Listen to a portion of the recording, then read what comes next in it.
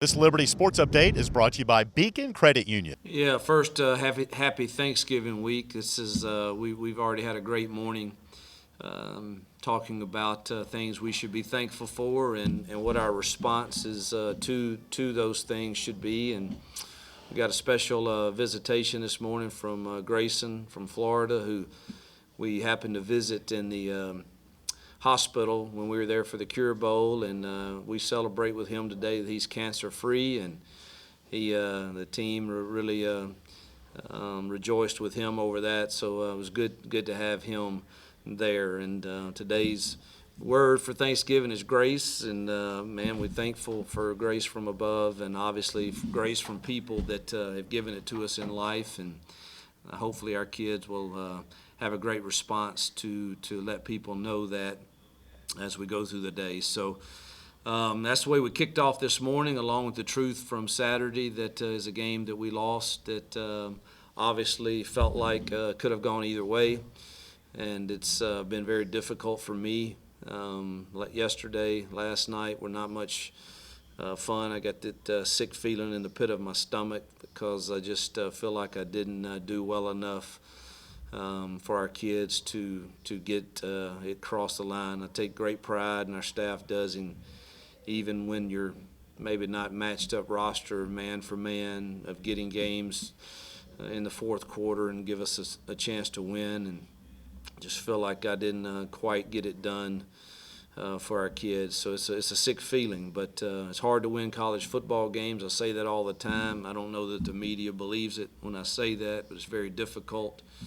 And proud as heck of our kids, man. They fought like warriors in a very physical, tough, hard-nosed Power 5 football game, and they fought and gave us a chance to win the game. And we just didn't make enough plays to do that. Probably our best defensive outing since I've been here. So really, really proud of them. And then NC State defensively is the best defense we've played since I've been here, and they're really talented on that side of the ball. So anyway, it's difficult.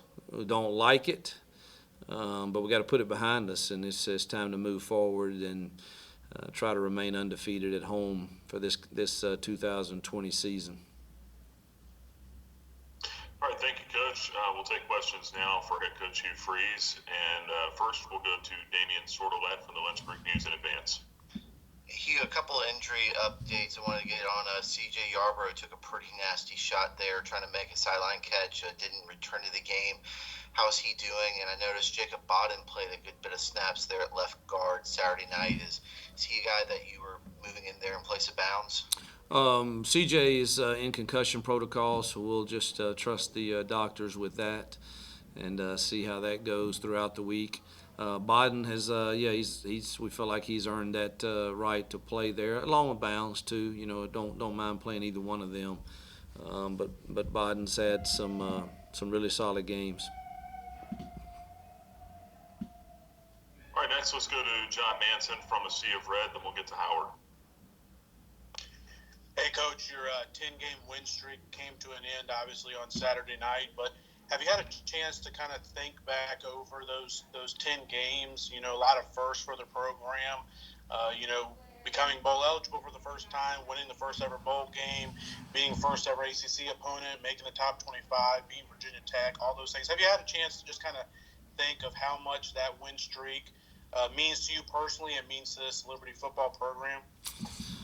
Nah, man, all I've been thinking about is that dang game Saturday night mostly, and that's as sad, really. When you put it like that, it's listen, this program to be going toe to toe with Virginia Tech, Syracuse, and NC State in year two, and have the second longest winning streak in the nation in college football, 3 weeks in the top 25. We have so much to be thankful and grateful for, and that should far outshadow us not winning a game that we had a chance to on Saturday night for sure. I got a phone call this morning from one of my SEC buddies, head coach in that league, and he said, "I know you. I know how you're feeling. I saw how the game ended, and he said, I just want to remind you of something. 2 years ago, we could have scored 100 points on the Liberty team. And so for y'all to be where you are right now, it's remarkable what you, your staff, and kids have done. So there's so much to be thankful for, all the things that you mentioned. It's obviously a lot of people that put into that, particularly with the 2020 year, from our administration down to all of our medical teams and nutritionists, strength staff. Everybody has played a huge role and in getting us to accomplish all of those things that have been accomplished. All right, next let's go to Howard Herman from Berkshire Eagle, and then we'll get to Anthony.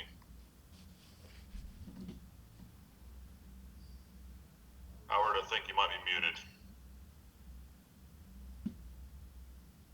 No, we're not hearing you, Howard. We'll come back to you, Howard. While you get that situated, let's go to Anthony Romano for now. Hey, Coach. Just wanted to ask you, when you consider your team's performance now in the 3 games against Power 5 schools this year, how would you assess the way that they performed in those games, and how do you feel like, maybe those games get your team prepared for the stretch run here with a couple games left? Oh, they've obviously helped prepare us, and that's provided, Anthony, that we handle the disappointment from Saturday correctly. It's fairly easy to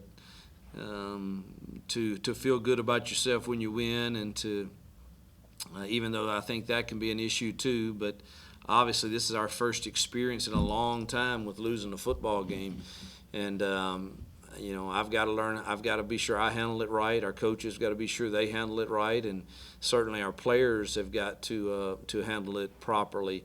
But I don't know. You tell me. I'd love for you tell me what non-Power 5 school has played 3 Power 5 opponents this year, and we've played them all tough. Won a couple and could have won all 3, and so I know that those have prepared us. Now we're beat up today, and it's we're not as deep as I'd like for us to be at some places and all of that. So this is a critical week for us to manage not only getting ready schematically for an opponent, but also making sure we get our kids as healthy and as fresh as they can be on a short week to play on Friday. And if I can follow up on that, Coach, you brought up Thanksgiving before. Well, what are you thankful for this year from a football perspective? I'm thankful for these coaches and these players in this school. And obviously winning makes you feel more thankful. I think that's a shame that I probably would feel somewhat less thankful. The truth of the matter is, for people of faith, and man, if God never does anything else for me that I think is a blessing or good, He's already done enough. And that's the kind of approach I took with our team this morning. Today's word was grace, that I talked to about with our kids, and what does that look like? What does that look like from us in a spiritual realm? What does that look like for us as a team? What does that look like for us in relationships? So I'm extremely thankful for just being able to be involved in building this program and bringing it some, not that we desire notoriety, but it's really nice. Our program's been on every major broadcast. We've been on national TV. We've been on game day. Those things all give you a sense of joy and pride that we've been able to do that together. Thank you. Thanks, Anthony. I think Howard's still having audio problems, but he did want to ask a question. Howard from Berkshire Eagle in Massachusetts wants to know what you see in the UMass game tape, strengths, weaknesses, and how to prepare your team for a team that's 0-3. Yeah, unfortunately, Howard, I don't I'm really behind. I'll get caught up here shortly today and tonight because of our quick turnaround. But I haven't seen them on offense yet. Defensively, they're a lot better than they were last year, which I'm happy for Coach Bell, but I sure didn't. I hated to see that. But they're doing some good things. They're playing a lot of good man coverage, and they're athletic and got some good transfers there. So they're going. We've got to get ready to play, obviously, to score some points. But they're definitely improved on the defensive side. Again, I hadn't had a chance to watch them on offense yet. All right, thanks, Howard. If you've got any more, just feel free to use the chat window there, and we'll get to you. For now, let's go to John, though. Coach, Saturday night after the game, you alluded to the fact that NC State was the most athletic defense that your team has faced this season, and it really caused your offense and Malik to struggle. Now that you've had a chance to look at the game tape, was there anything different that they had done that from any other game you'd seen, as far as them being able to kind of bottle up Malik, as far as when in some of those passing situations where previously he's been able to scramble out and make plays with his legs? No, nothing schematically different. Just it's hard on film to tell exactly how explosive and how well they run. But I said last week, as of late, I was shocked that they had lost 3 games, and I think you might see them win out unless they're finally healthy. They had all their COVID issues at the beginning, and they just they closed. They had closing speed. And they had a Power 5 closing speed, which and we had a heck of a time handling 29-1 nose guard and the middle linebacker all night. And those are NFL guys for sure. But it wasn't anything different schematically. We could not. It's the first game. We could not stay balanced, and they were able to play a lot of coverage against us because we weren't having success running the football. All right, next let's go to David DeGuzman from FXR in Roanoke, and then we'll get back to Damien. Hey, Coach. You might have touched upon this already this morning, but you can tell a lot about a team with how they respond after a loss. What have you kind of picked up from your team, even in the locker room after the game, Sunday, and then this morning? That they're tough-minded, that they're in each other's corner. For those that didn't feel like they played as well as they could have, the others are trying to constantly pick them up. And look, this is football to me. There are games when the defense struggles and gives up 30 points, and the offense's job is to score 31. And there's games that are the exact opposite when the defense plays their tails off and offense can't get it done, and they need to be able to get it done. And so I think our team, I saw that in the locker room that night, and everybody's down this morning a little bit. I still get it, but after our team meeting, I think we picked it up a little bit, and we're focusing on what we have to do now, and that's get ready for this next one and finish out at what's been a very, very special season. And I don't know how we'll respond exactly yet, but I'm confident, cautiously optimistic that our kids will respond well and defend our home come Friday.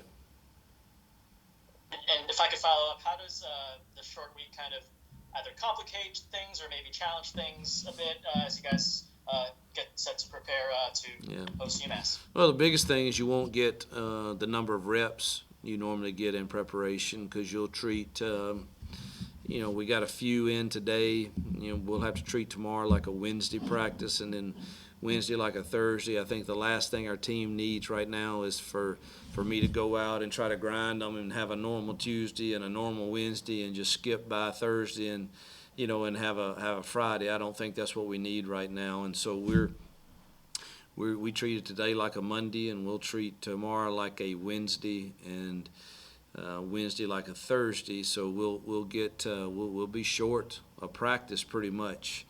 That's really the main difference, but it is a difference for sure. All right, next let's go to Damien. Your cornerback rotation was short one guy Saturday night. Meggetson and Haskins played the entire game and came out. Manuel Dabney's entered the transfer portal. Is that a big loss for you guys here late in the season to be down a guy who had played a significant amount of snaps through the first 8 games? Man, I'm gonna tell you, Megason and Haskins played their tails off, made plays on the ball, did really well. We're thankful for how they've come on. You know, wish Dabney the best. Just to follow up, what's that rotation going to look like? Are you guys looking to see who can step up this week, or is there anyone in mind that you think has the chance to step up? Yeah, Jimmy's ready. He's ready to go anytime. Love the way he's handled his role. We'll move Deion Biggins over there. Not over there. He's already been there, but he's been running on some scout team stuff. But he'll start working with that second group, and then Kamani Donaldson. It'd be those 5 guys that we can always move Quentin Reese back there too, who's been playing the nickel for us some. But no, we'll have somebody ready. Biggins is going to be a good one. We just got to get him to learn what to do, but he's going to be a good one. All right, anything further here for Coach Freeze? Damon, go ahead. Hey, Coach, when you're looking at their defense, you talked about better players, transfers. What have you seen through 3 games that maybe worries you about how fast they play and how much better they play compared to when you guys saw them last year in Amherst? Yeah, again, it's still early on, but defensively, they're playing a ton of man coverage, and which means they can load the box and try to stop the run, and they can bring pressure. So it's going to come down to can we win some one-on-ones against their guys, and they're definitely improved from last year's team. And at last year's team, they were a quarters team, and but this year it's they got a new coordinator, and it's definitely different. Exactly how athletic and how good they are in coverage is hard for me to tell, just on the little film I've seen thus far. But our guys are going to have to win someone outside.